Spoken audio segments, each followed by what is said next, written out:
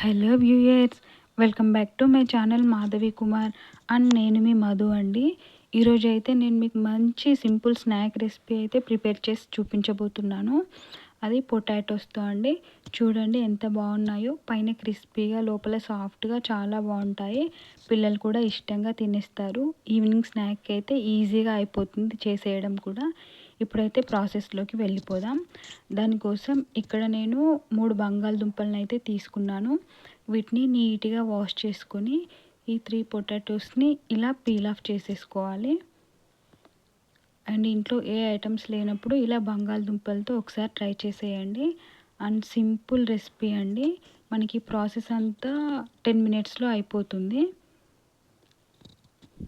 చూసారా, ఇలా బంగాళదుంపలు అన్నింటినీ పీల్ ఆఫ్ చేసేసుకుందాం.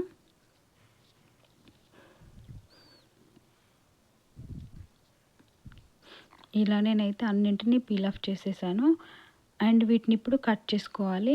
మరీ చిన్నవిగా కాకుండా ఒక బంగాళదుంపని ఇలా 2 హాఫ్స్గా అయితే చేసేయండి. మరీ చిన్నవిగా అవసరం లేదు. ఇప్పుడు అవి కట్ చేసేసుకొని పక్కన పెట్టేసుకుందాం. ఇప్పుడు మరొక బౌల్ తీసుకొని స్టవ్ ఆన్ చేసి అండ్ అందులో కొన్ని వాటర్ తీసుకొని అయితే బాయిల్ చేయాలి.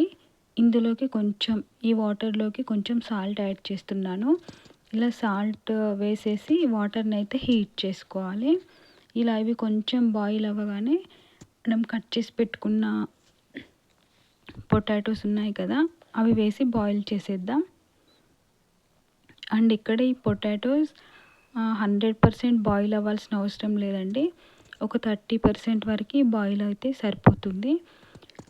మరీ ఎక్కువగా బాయిల్ అయితే మనం ఇందులో ఫ్లోర్ యాడ్ చేసేటప్పుడు ఎక్కువగా పట్టేస్తుంది పిండి అండ్ త్వరగా ఫ్రై అవ్వవు. ఇలా చూసారా, ఒక ఫోర్క్ హెల్ప్తో చూస్తే ఇలా గుచ్చితే ఫోర్స్ఫుల్గానే లోపలికి వెళ్ళాలండి. ఇలా బాయిల్ అయితే సరిపోతుంది. మనకైతే ఇవి రెడీ అయిపోయాయి. ఇప్పుడు వీటిని అయితే బౌల్లోకి తీసేసుకుందాం. అండ్ వీటిని చల్లారనివ్వాలి. ఇప్పుడు ఇవి అయితే మనకి చల్లారిపోయాయి. ఇప్పుడు ఈ బంగాళదుంపలు అన్నింటినీ తురిమేసుకోవాలండి. ఇలా నేను ఇక్కడ చూపిస్తున్నాను కదా, ఇంత నార్మల్ సైజులో ఉన్న గ్రేటర్ని తీసుకొని అయితే ఇలా తురుముకోండి. లేదంటే మీరు మ్యాషర్ యూజ్ చేసి ఈ బంగాళదుంపలు అన్నింటినీ మ్యాష్ చేసుకోవచ్చు. నేనైతే ఇక్కడ ఇలా తురిమేస్తున్నానండి. మనం చిన్నవిగా కట్ చేస్తే ఇలా గ్రేట్ చేసేటప్పుడు ప్రాబ్లం అవుతుంది కదా, సో అందుకే ఇలా పెద్ద ముక్కలుగానే ఉంచేసి బాయిల్ చేసుకోవాలి. నేను ఇక్కడ బంగాళదుంపలు అన్నింటినీ తురిమేసుకున్నానండి. చూసారా, నాకు 3 బంగాళదుంపలకి ఇంత క్వాంటిటీ వచ్చిందండి. ఇప్పుడు ఇందులోకి 2 to 3 టేబుల్ స్పూన్స్ వరకు మైదా పిండిని యాడ్ చేస్తున్నాను. మీరు ఇక్కడ కార్న్ఫ్లోర్ కూడా యూజ్ చేయొచ్చు. నేనైతే మైదా యూజ్ చేస్తున్నాను. అండ్ అలాగే ఇందులోకి ఒక 2 to 3 టేబుల్ స్పూన్ వరకు రైస్ ఫ్లోర్ని యాడ్ చేస్తున్నాను. అండ్ అలాగే కొంచెం మిరియాల పౌడర్ని వేస్తున్నాను. అండ్ కొంచెం సాల్ట్ టేస్ట్కి తగ్గట్టు, అండ్ కొంచెం చిల్లీ పౌడర్, అండ్ అలాగే కొంచెం పసుపు. ఈ పసుపు అయితే ఆప్షనల్, మీకు నచ్చితే వేసుకోండి, లేదంటే స్కిప్ చేసేయచ్చు. అండ్ అలాగే చిన్నగా కట్ చేసి పెట్టుకున్న కొత్తిమీర తురుమును కూడా యాడ్ చేస్తున్నాను. అండ్ అలాగే చాట్ మసాలాని వేస్తున్నాను. మీ దగ్గర చాట్ మసాలా లేకుంటే గరం మసాలా అయినా వేసేసుకోవచ్చు. ఇప్పుడు వీటన్నింటినీ ఇలా చక్కగా కలిపేసుకోవాలి. అన్ని ఇంగ్రీడియంట్స్ కలిసిపోయేలాగా చపాతీ పిండిలాగా అలా ముద్దలాగా అయితే కలిపేసుకుందాం. చూసారా, ఈ కన్సిస్టెన్సీలో కలుపుకోండి. మీకు మరీ స్టిక్కీగా అయిపోతే కొంచెం రైస్ ఫ్లోర్ కూడా యాడ్ చేసేయచ్చు. ఇప్పుడు హ్యాండ్కి ఆయిల్ అప్లై చేసి ఇలా పిండి తీసుకొని బాల్స్ లాగా అయితే ప్రిపేర్ చేయండి. మీకు నచ్చిన షేప్, నేనైతే ఇక్కడ సిలిండ్రికల్ షేప్ వచ్చేలా ప్రిపేర్ చేస్తున్నాను. 2 హ్యాండ్స్ యూజ్ చేసి ఎడ్జెస్ని అడ్జస్ట్ చేసుకుంటూ ఇలా సిలిండ్రికల్ షేప్లో అయితే ప్రిపేర్ చేసుకోవాలి. ఇలా ప్రిపేర్ చేసిన వాటిని మరొక బౌల్లో పెట్టేసుకుందాం. ఇలాగే అన్నింటినీ ఆయిల్ అప్లై చేసుకుంటూ ఇలా షేప్ని అడ్జస్ట్ చేసుకుంటూ అన్ని సిలిండ్రికల్ షేప్లో అయితే ప్రిపేర్ చేసుకోవాలి. ఇప్పుడు ఒకదానికొకటి టచ్ అవ్వకుండా ఇలా మరొక బౌల్లో పెట్టేసుకోండి.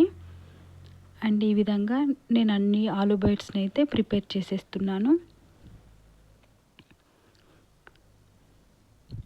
చూసారా, నేనైతే ఇక్కడ అన్నీ ప్రిపేర్ చేసేసాను. ఇప్పుడు ఇలా ప్రిపేర్ చేసిన వాటిని ఒక 15 మినిట్స్ పాటు ఫ్రిడ్జ్లో అయితే పెట్టేసుకోవాలి. అప్పుడు ఇవి ఫ్రై అయ్యేటప్పుడు చాలా బాగా ఫ్రై అవుతాయి అండ్ టేస్ట్ కూడా బాగుంటుంది.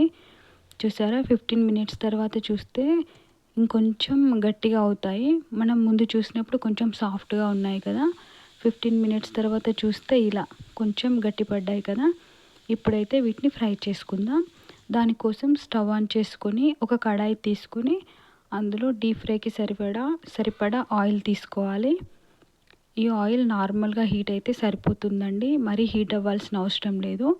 ఇప్పుడు మనం ప్రిపేర్ చేసిన ఆలూ బైట్స్ అన్నింటినీ ఇందులో వేసేసుకోవాలి. ఇలా వేయగానే అయితే వీటిని టర్న్ చేయొద్దు, ఇవి కొంచెం ఫ్రై అయ్యాక టర్న్ చేయాలి.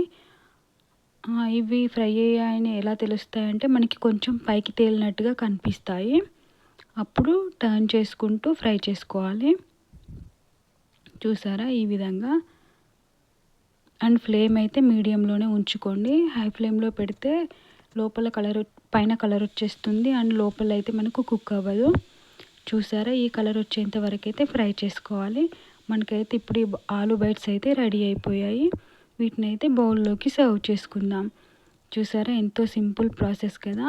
మీరు ఒకసారి ట్రై చేసి ఎలా వచ్చిందో కామెంట్ చేసేయండి.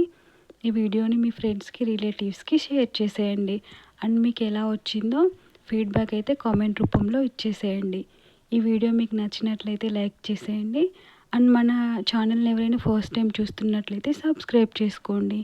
And thank you for watching this video.